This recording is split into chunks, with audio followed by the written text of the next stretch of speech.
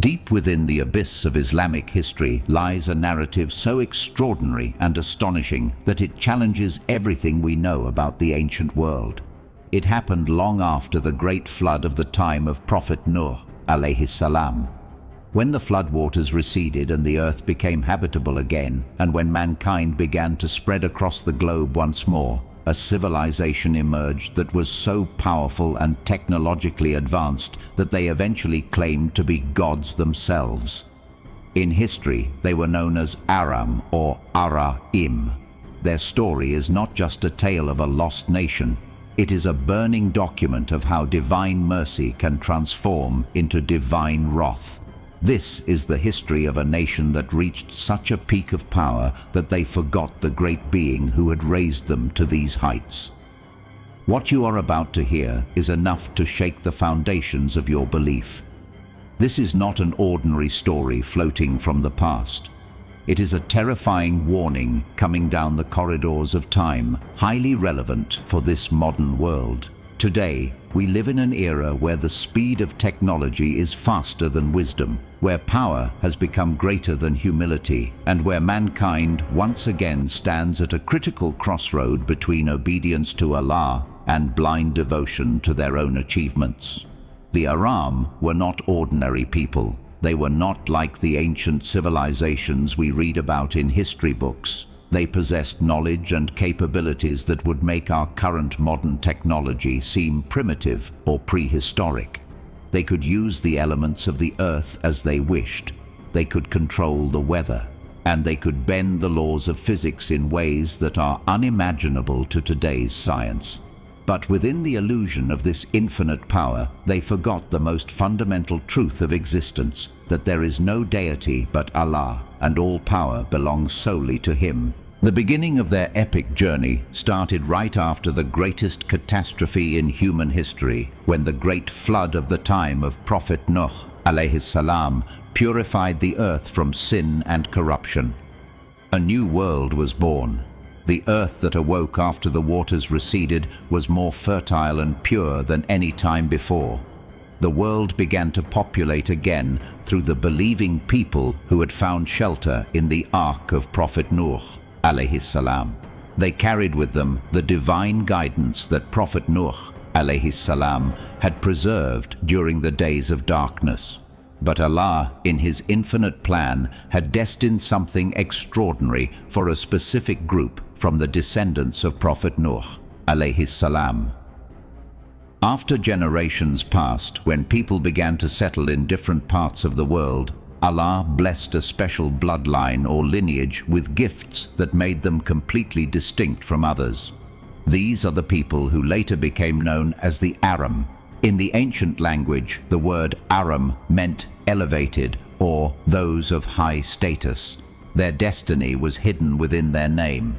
The land where they settled was different from any other place on earth. Surrounded by sky-touching mountains, that valley and its fertile plains were an endless reservoir of resources.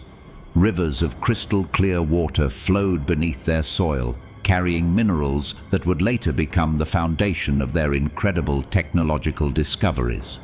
The soil there seemed to vibrate with a strange life force, causing plants and crops to grow faster and larger than anywhere else on Earth. However, not only was their land blessed, but the people themselves were possessors of miraculous abilities. These powers continued to develop within them generation after generation. Their brains were sharp, allowing them to effortlessly solve complex mathematical and scientific formulas, things that would take other civilizations thousands of years to discover. Their bodies were incredibly strong and resilient, enabling them to perform physical feats impossible for ordinary humans. But the most amazing thing was their deep spiritual connection with nature. They could understand the elements of nature and use them for their own purposes. In the beginning, this nation accepted their infinite power as a gift from Allah. The early generations of the Arām had not forgotten the memory of the great flood. They had heard from their forefathers how Allah had saved the believers and destroyed the sinners. Therefore, they used their miraculous intellect and strength to build a just, compassionate society. Their cities were unique examples of engineering and architecture, appearing as if they had grown naturally from the earth. They used a construction style where they could melt or shape massive stones using their special abilities, transforming them into hollow yet strong palaces. These structures were not just places to live, they were works of art. The geometric designs painted on each building would change color in the daylight and tell stories of the mysteries of creation, divine mercy, and the journey of the soul. In the center of their largest city stood a massive mosque, rising like a mountain of light. Its minaret spiraled towards the sky, built according to perfect mathematical formulas, inspiring fear and devotion towards Allah in the hearts of beholders. Gems were embedded in the walls that narrated the stories of the prophets, from Prophet Adam alayhi salam to Prophet Nuh alayhi salam. Every stone seemed to glow with a miraculous light, spreading the sanctity of divine messages. However, the most remarkable aspect of their civilization was what they called living science. They believed that everything in the universe, from dust particles to massive mountains, was alive with the breath of Allah. They learned to harness this life force. They did not fight against nature. Rather, they requested it, guided it, and flowed that energy for the well-being of all creation. Their farmers could plant seeds and turn them into fruit-bearing trees within minutes. Their doctors cured diseases by balancing the energy within the human body without any medicine or surgery. Their builders commanded the stones, and the stones obeyed, changing their shapes just as a tree naturally grows from the soil. For many generations they used this power with great wisdom. They knew that this power was not their own, but a trust from Allah. Every morning they gathered to express gratitude. They acknowledged that all their achievements were the result of Allah's mercy. Every evening they gathered again to take account of their deeds and ask for forgiveness if any mistakes were made. Their social system was not based on hoarding personal wealth, but was established on mutual responsibility and love. Those who were stronger used their strength to protect the weak. Those who were more skilled in science shared their knowledge with everyone. This arrogance was at first like a dormant volcano, looking calm from the outside but accumulating lava inside. This unimaginable leap in their technology took their civilization to a stage that was beyond the imagination of any other nation on Earth. The cities they floated in the air were not magic tricks, but a perfect science of fully controlling gravity. Massive cities floated behind the clouds, and when their shadows fell on the earth below, it seemed as if a huge god was looking down from the sky. In these floating cities, they created a weather system where storms, rain, or scorching sun could not touch them. They could turn the sky above their heads into clear glass to watch the stars whenever they wanted, or create artificial clouds to bring shade. Their communication system was capable of conquering the boundaries of space and time. They built vehicles that could cross miles of distance in moments. They had essentially discovered the technology to fold the fabric of space to go from one point to another, which modern science imagines as wormholes or teleportation. As a result of this unprecedented power, their population increased not only through natural reproduction, but people from distant lands began to flock to take shelter in their miraculous kingdom.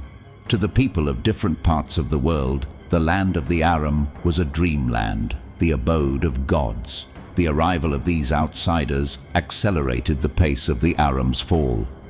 When the newcomers saw the miraculous powers of the Arām, they were stunned with amazement and displayed a kind of blind devotion towards them.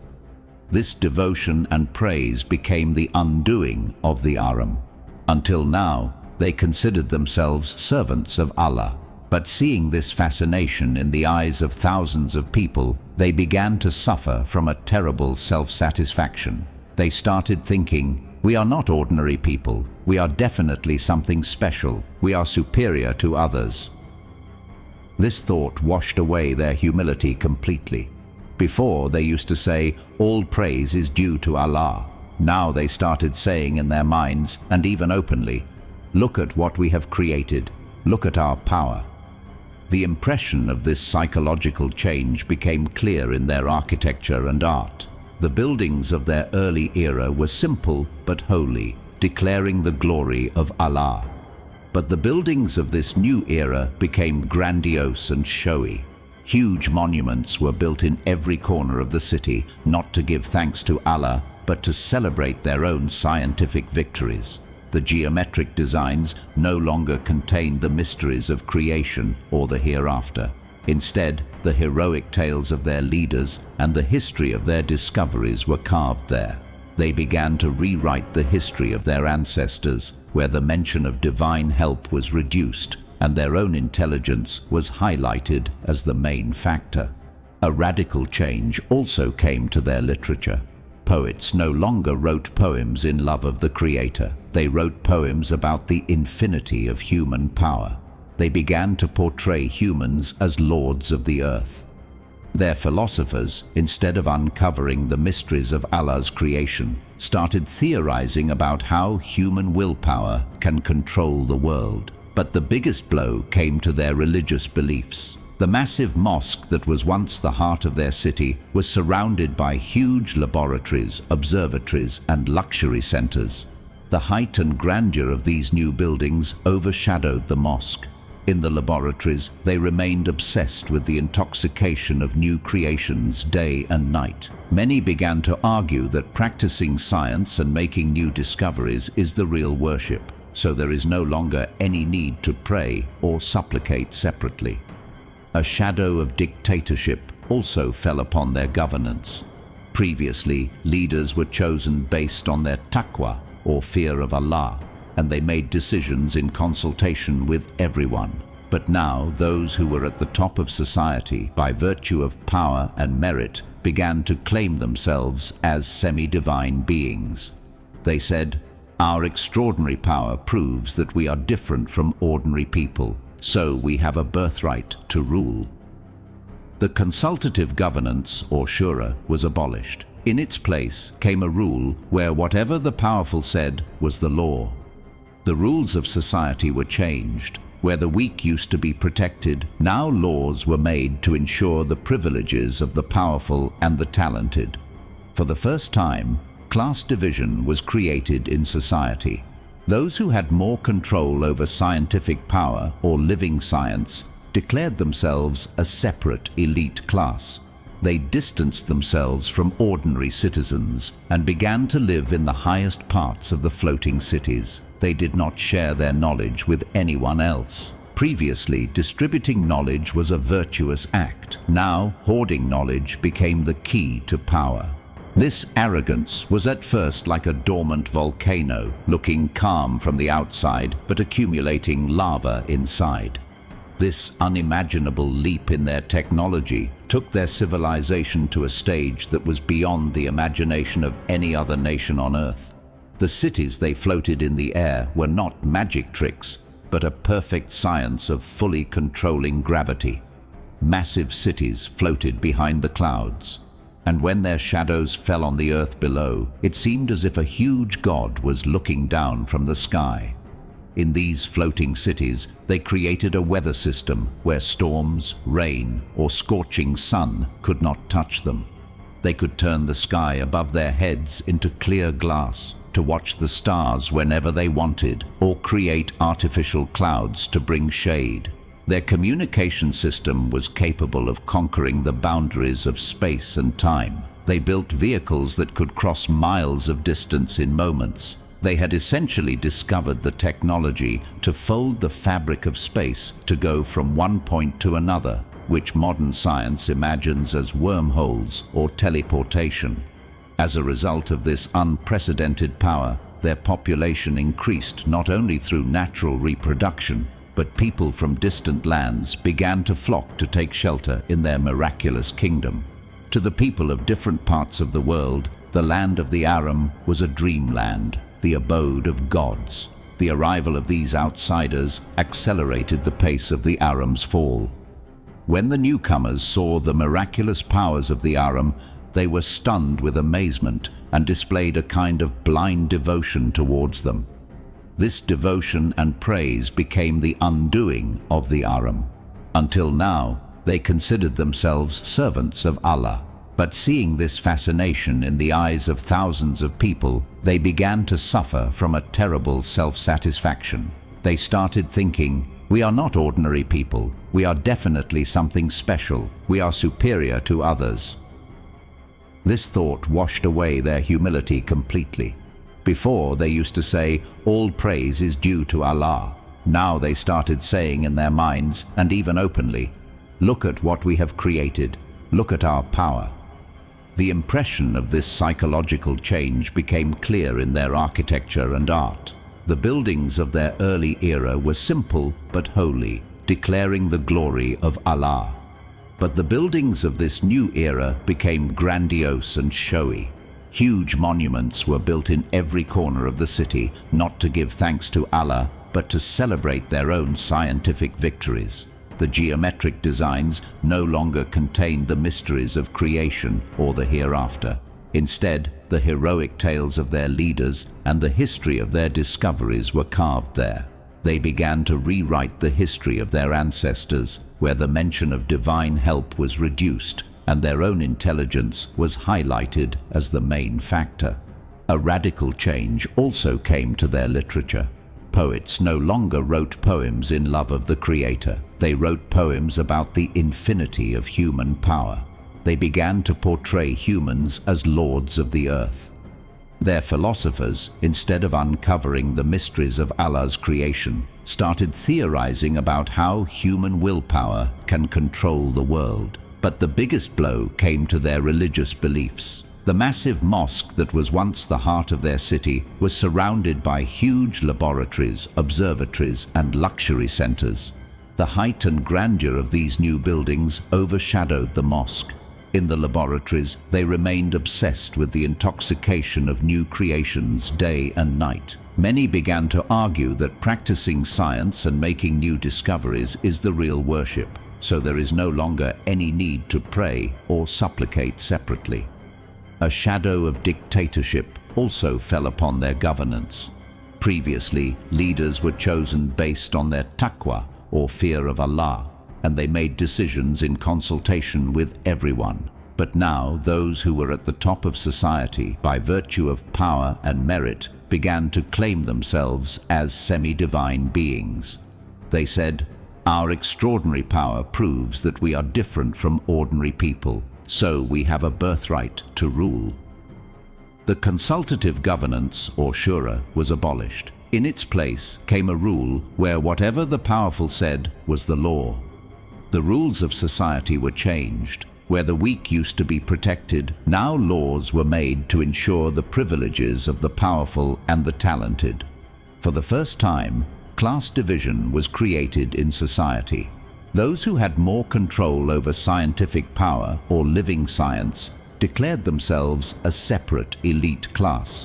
They distanced themselves from ordinary citizens and began to live in the highest parts of the floating cities. They did not share their knowledge with anyone else. Previously, distributing knowledge was a virtuous act. Now, hoarding knowledge became the key to power. They began to believe that their science had become so advanced that they could free the soul from the limitations of the body. They invented technology with which they claimed it was possible to keep human consciousness alive for eternity. They denied the afterlife. They said, "There is no such thing as paradise or hell. We have made this earth paradise, and we will live here forever." This false belief blinded them so much that they began to view the natural cycle of life, birth and death, as a mechanical error or bug which could be fixed with their science. Socially, they were then completely divided. The influential people of society created laws for themselves that took them beyond the reach of ordinary people. They began to live in cities that were restricted to the public. There, they remained engrossed in luxury day and night, in artificially created weather. Serving as their slaves were those people whom they considered less intelligent or low caste. Humanity, kindness, compassion, these words were erased from their dictionary. They thought showing mercy was a sign of weakness. Their philosophy became, the fittest have the right to survive, and it's better for the weak to go extinct. During this time of ultimate moral decay, their leaders made a decision that was like driving the final nail into their coffin. All the great scientists, rulers and philosophers of the Arām civilization gathered in their capital, in the most magnificent hall of that floating city. The purpose of this grand assembly was to announce their new identity to the world. The hall room was decorated with gems that shone brighter than the sun. In the eyes and faces of everyone present, there was the pride of victory. But behind that pride was the instigation of Satan. Their chief leader stood as the center of attention. He gave a speech in a loud voice that was tantamount to declaring direct war against Allah. He said, "We have looked at the sky and waited a long time, but nothing came for us from the sky. Whatever we have achieved, it is by our own hands, with our own intellect."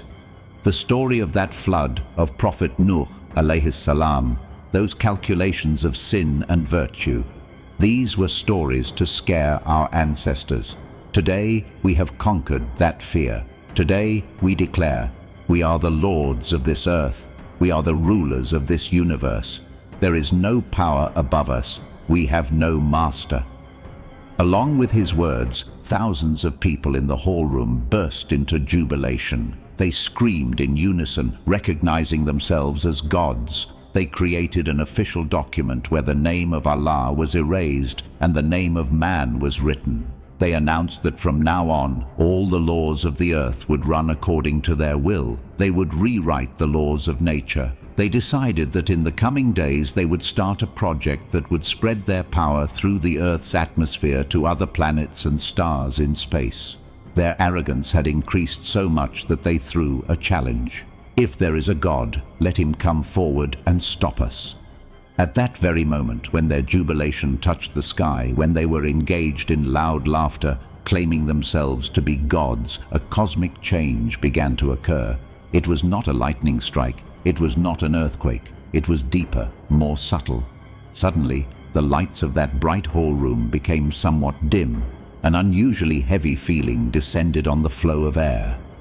Their floating city, which had been defying gravity and floating in the void for so long, suddenly shook very slightly. This vibration was so faint that it was not supposed to be detected without their advanced instruments. But the primitive instinct deep within the human mind signaled something is wrong. A strange restlessness appeared within the elements of nature that they had considered their slaves for so long. But they were so intoxicated with arrogance then that they did not heed these subtle warnings.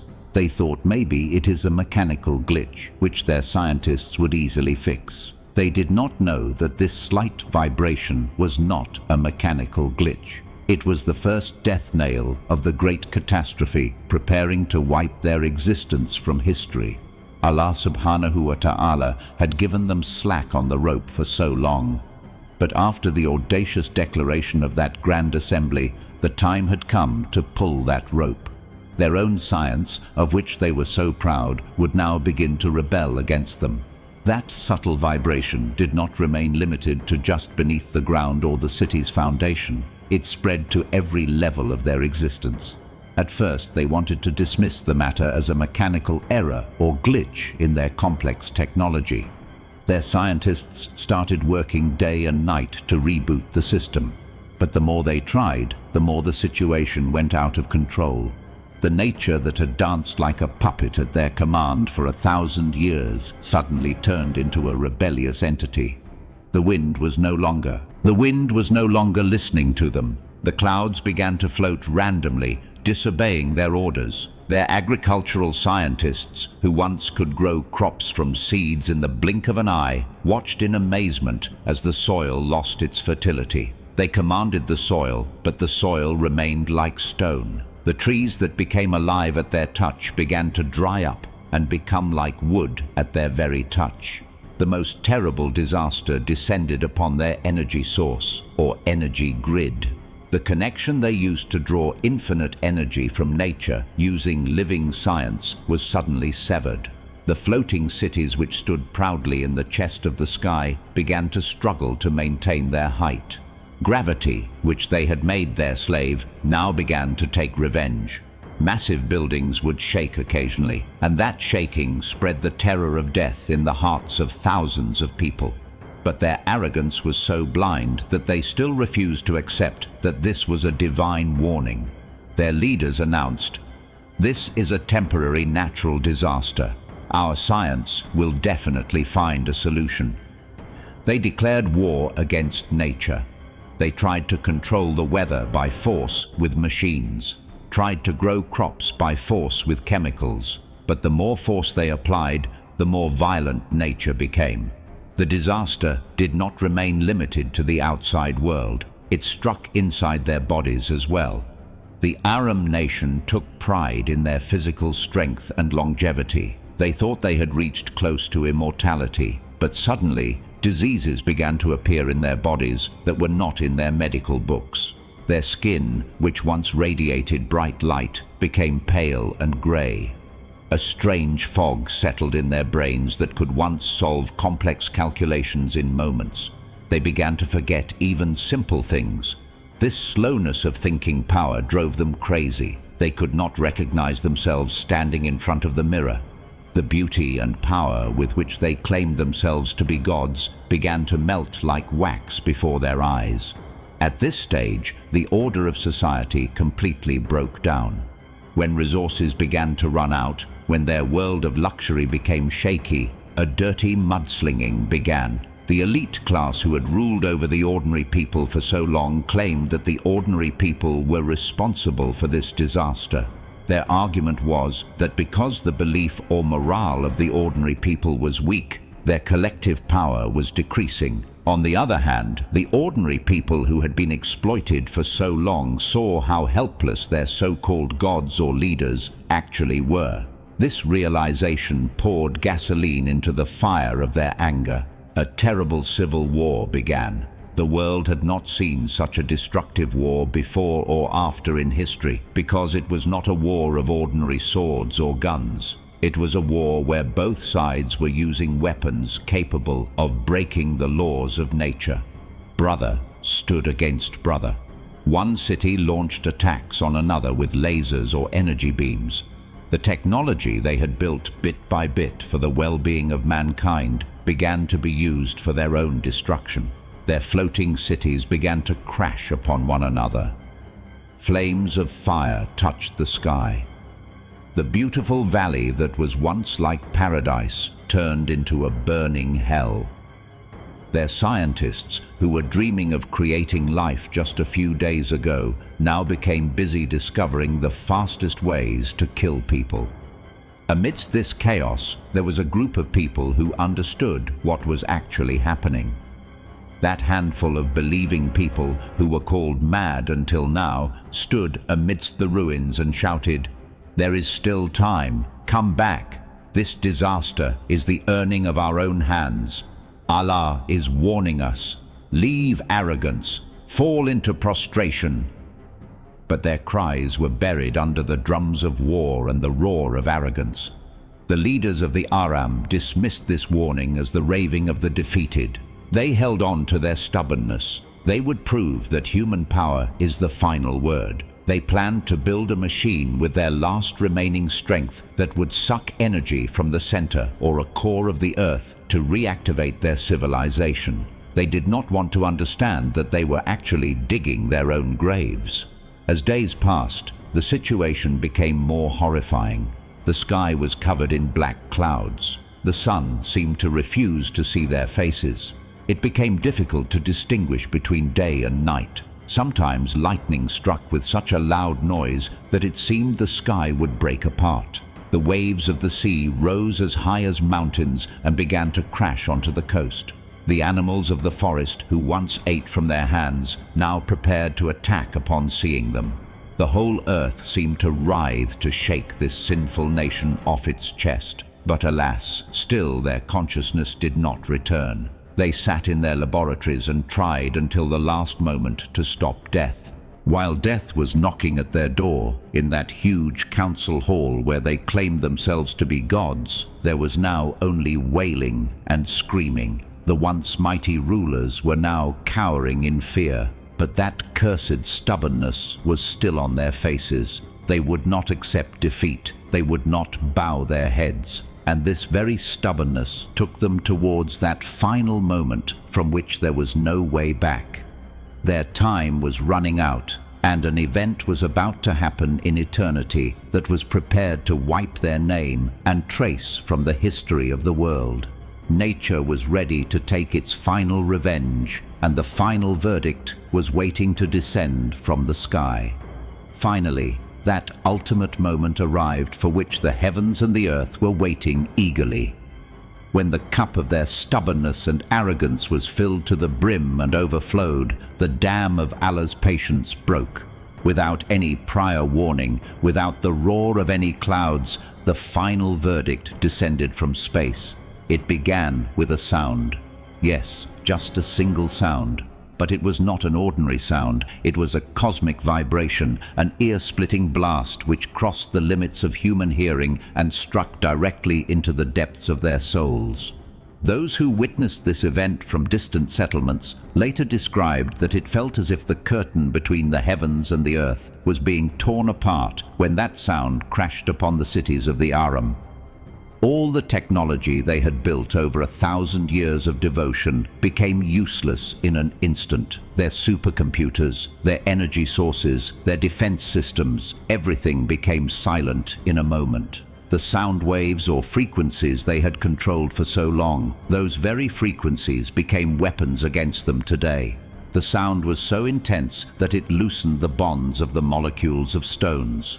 Those massive buildings of theirs, which they thought would survive even the apocalypse, began to crumble like castles of sand. Glass windows exploded into millions of pieces and began to fall like rain. The most terrifying scene was seen in the sky. Their symbols of pride, those massive floating cities which ruled the kingdom of clouds by mocking gravity, suddenly lost their ability to float. When those cities weighing millions of tons began to fall from the sky, it seemed as if the stars themselves were committing suicide on the chest of the earth. Gravity, which they had suppressed for so long, took its due with interest. Massive artificial islands crashed from the sky to the ground with unimaginable force. The dust storm that rose from that collision covered the sky in pitch-black darkness. The huge bunkers or safe shelters they had built underground could not protect them either. The pressure and vibrations on the surface buried the inhabitants of the underground tunnels alive. Amidst this devastation, the condition of the humans was indescribable. Those who claimed themselves to be gods began to run here and there to save their lives like insignificant insects. But there was no way to escape. Their fast vehicles were not working. Their teleportation gates had closed. They tried to survive clutching their wealth, gold and pearls. But in front of the punishment of Allah, the value of these worldly riches was equal to dust particles. The scientists who claimed to penetrate all mysteries of nature watched with fearful eyes as all laws of physics were being broken and smashed into one. They wanted to scream, but their voices were lost in the intensity of that cosmic sound. Slowly, a catastrophic wind joined that sound. This wind was not an ordinary storm. It was hot like fire and cold like ice at the same time. The wind was intense enough to peel the skin off their bodies. It uprooted their decorated gardens along with the roots. It mixed their laboratories into the dust. The wind they once controlled to play songs. That wind appeared today with their death warrant. On the city streets, there were not just piles of corpses, but arrangements were being made to erase the very trace of human existence. The most amazing event happened towards the end, when the floating cities mixed with the ground and the buildings turned into dust. The earth opened its mouth. The earth seemed unable to bear this sinful burden anymore. Huge cracks in the ground began to swallow the remains of their cities, their technology, their monuments of pride, everything. It was a strange sight, as if the soil became like liquid water and was pulling everything inside itself. In the blink of an eye, massive megacities were lost in the deep abyss of the earth. The mountains shook off those who had taken shelter on their peaks. How long this whole process lasted, no one can say for sure. To some, it seemed like a few moments. Again, to others, an eternity. But when everything ended, a terrible silence descended. That noisy city, that mechanical roar, that arrogant laughter, everything faded away in an instant. When the morning sun rose, its light fell upon a desolate desert, where yesterday there were skyscrapers, today there was only grey sand. Where yesterday there was the glamour of technology, today there was the coldness of death. No trace of the Arām nation remained. No ruins, no bones, no memories. Allah subhanahu wa ta'ala wiped their existence from the earth in such a way as if they were never born in this world. Their name, their history, their achievements, everything was buried in the deep abyss of the earth. Only some strange-shaped crystal stones remained lying, which perhaps remained as fossils of their melted technology, witnesses of time. People from other parts of the world who had heard of the Arām could not believe that such a huge civilization could vanish in a single night. Many thought it was a nightmare. Others thought maybe they had moved to another planet, but the truth was ruthless and clear. When creation shows the audacity to stand against the Creator, its consequence is such emptiness. That valley, which was once the paradise of the earth, turned into a cursed and abandoned land. Animals and birds did not go near that place. When the wind entered there, it wailed with a strange, sad tune.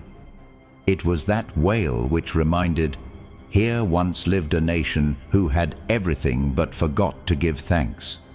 This great catastrophe of the Arām is not just the end of a nation. It was an eternal warning for all subsequent human civilizations. But has man remembered that message, or has that memory faded in the stream of time? And are we again stepping onto that same path of destruction?